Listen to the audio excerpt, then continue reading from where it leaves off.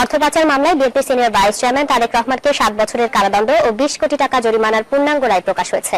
Supreme কোর্টের ওয়েবসাইটে 82 পৃষ্ঠার এই রায় পাওয়া যাচ্ছে। গত 21 জুলাই বিচারপতি এম ইনায়েতুর রহিম ও বিচারপতি আমির হোসেনের বেঞ্চ এ রায় দেন। মামলায় তারেকের ব্যবসায়িক অংশীদার গিয়াসউদ্দিন আল মামুনকে দেয় নিম্ন আদালতের 7 বছরের কারাদণ্ড বহাল রাখে হাইকোর্ট। মামুনের অর্থদণ্ড কমিয়ে 40 কোটি টাকা থেকে 20 কোটি টাকা করা হয়। ঘুষ হিসাবে আদায়ের পর 20 কোটি টাকা বিদেশে পাচারের অভিযোগে 2009 সালে এই মামলা করে দুদক।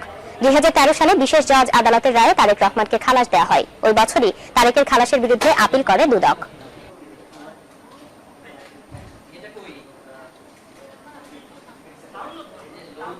ব্লগার নাজিমউদ্দিন সামাদ হত্যায় জড়িত সন্দেহে গ্রেপ্তার রশিদুল নবীকে 3 দিনের রিমান্ডে দিয়েছে আদালত। রোববার রাতে সায়দাবাদ বাস স্ট্যান্ড এলাকা থেকে তাকে গ্রেপ্তার করা হয়। দুপুরে সংবাদ সম্মেলনে এই তথ্য জানান কাউন্টার টেরোরিজম ইউনিটের প্রধান মনিরুল ইসলাম। তিনি জানান, জগন্নাথ বিশ্ববিদ্যালয়ের ছাত্র নাজিমউদ্দিন হত্যায় জড়িত থাকার কথা জিজ্ঞাসাবাদে স্বীকার করেছেন রশিদ। ওই হত্যাকাণ্ডে আরো 5 জনের জড়িত থাকার তথ্যও দিয়েছে সে। তবে হামলার নেতৃত্বে ছিল রশিদই। প্রকাশক আহমেদ রশিদ টুটুল হত্যা চেষ্টা মামলা ও জুলহাস মান্নান হত্যার ঘটনায় জড়িত থাকার কথাও স্বীকার করেছে রশিদ।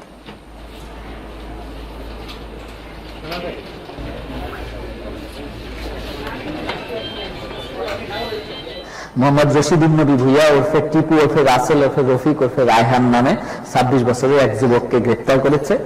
তার বিষয়ে আগে থেকেই যেহেতু তদন্তকালেই ইন্টেলিজেন্স এবং অন্যান্য সবকিছু মিলিয়ে আমাদের কাছে তথ্য ছিল যে সে এই ঘটনার সাথে জড়িত হতে পারে। গতকাল রাতে গ্রেপ্তারের পর তাকে ঘটনার বিষয়ে জিজ্ঞাসাবাদ করা হলে সে এই ঘটনার দায় স্বীকার করে এবং সে আর 4 দিন পরে আওয়ামী লীগের 20তম জাতীয় সম্মেলন। ক্ষমতাসীন দলটির কেন্দ্র থেকে তৃণমূলের নেতাকর্মীরা ব্যস্ত নানা হিসাব নিয়ে।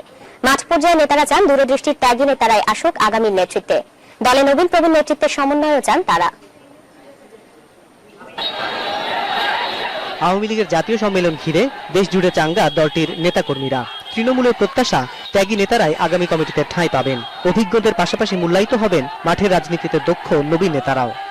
সত্যিকার অর্থে যারা নিবেদিত প্রাণ তাদের সমন্বয়ে আমরা এই আগামী যে আমাদের যে ত্রাণ 3 বছরে এটা আমরা অত্যন্ত সফলতার সঙ্গে আমরা পরিচালনা করতে পারবো।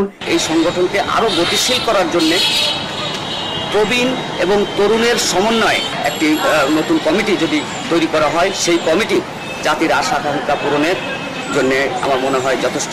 আগামী দিনে এই সংগঠনকে গতিশীল রাখার সাথে যাকে যাকে প্রয়োজন ওনাকেই সিদ্ধান্ত নিতে হবে। কারণ অনেক সময় আমরা তৃণমূল থেকে সিদ্ধান্ত ভুল নিতে পারি, আবেগের বশত ভুল নিতে পারি, যেটা নেত্রী ভুল করবেন। আওয়ামী লীগের নীতি নির্ধারকেরা বলছেন, সম্মেলনে যে কোনো বিষয়ে কাউন্সিলররাই চূড়ান্ত সিদ্ধান্ত নেবেন। প্রধানমন্ত্রী শেখ হাসিনা সভাপতির পদ ছাড়তে চাইলেও তাকেই এ পদে চান দলের সব স্তরের নেতাকর্মী। সেই সাথে বঙ্গবন্ধু পরিবারের সদস্যদেরও কার্যনির্বাহী কমিটিতে দেখতে চান মাঠের নেতারা।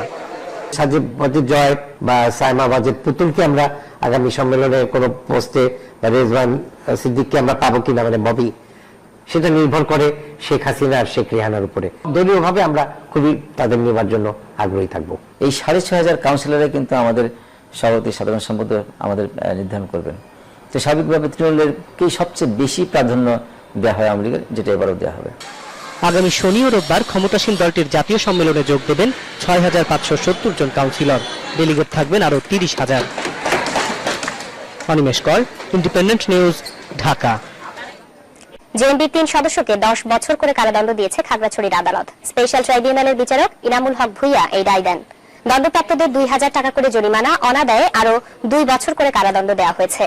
সাজাপ্রাপ্তরা হলেন কুমিল্লার দেবিদারের আব্দুর রহিম, খাগড়াছড়ির মাটিরাঙ্গার দেলোয়ার হোসেন ও ইউনুস আলী।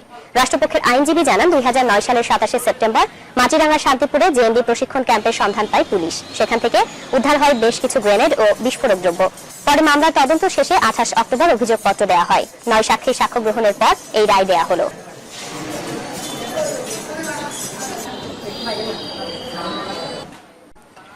আবাসিক ভবনে অবৈধভাবে বাণিজ্যিক কার্যক্রম চালানোর অভিযোগে রাজধানীর লালমাটিয়ায় 3টি নামী রেস্টুরেন্ট সহ 5টি অবৈধ স্থাপনা গুড়িয়ে দিয়েছে রাজুক। এছাড়া আল্লুর চক্ষু হাসপাতালকে 2 লাখ টাকা জরিমানা করেছে রাজুকের ভ্রাম্যমাণ আদালত। লালমাটিয়ার এ ব্লকের 7তলা এই আবাসিক ভবনের পার্কিং এর জায়গায় করা হয়েছে রেস্টুরেন্ট। ইমারত নির্মাণ বিধি লঙ্ঘন করায় সেটি ভেঙে ফেলে রাজুক। আমাদের যে একটা নোটিশ, আমাদের এখানে একটা প্রতিষ্ঠান এটা কোটি কোটি টাকা ধ্বংস করে দিচ্ছে। 2 মাস ধরে আমি এখানে জয়েন করছি, 2 মাসের ভিতরে আমি কোনো পাইনি আর কি। 500 জনের একটা লাইব্রেরি প্রয়োজন, একটা হোটেল প্রয়োজন, এইগুলা কোথা থেকে আসবে? আল্লুর চক্ষু হাসপাতালে গাড়ি রাখার জায়গায়, হাসপাতালের অভ্যর্থনা কক্ষ ও রোগীদের বসার জায়গা, ভবনের পাশের খালি জায়গায় চশমার দোকান। বিল্ডিং এর ত্রুটি নেই, কিন্তু এই স্পেসটাতে আপনার কার পার্কিং থাকার কথা, সেটি না রেখে আপনি কমার্শিয়াল ব্যবহার করছেন। আর দ্বিতীয়ত ইনস্ট্যান্ট আমাদের এখানে নকশা দেখানোর কথা, প্ল্যান দেখানোর কথা, এটাতে আপনি ব্যর্থ হয়েছেন। লালমাটিয়ার ডি ব্লকে 2টি বাড়িতে অভিযান চালায় রাজুকের ভ্রাম্যমাণ আদালত। এগুলোর বারান্দার অবৈধ স্থাপনা ভেঙে ফেলা হয়। Boniamin, independent news, Dhaka.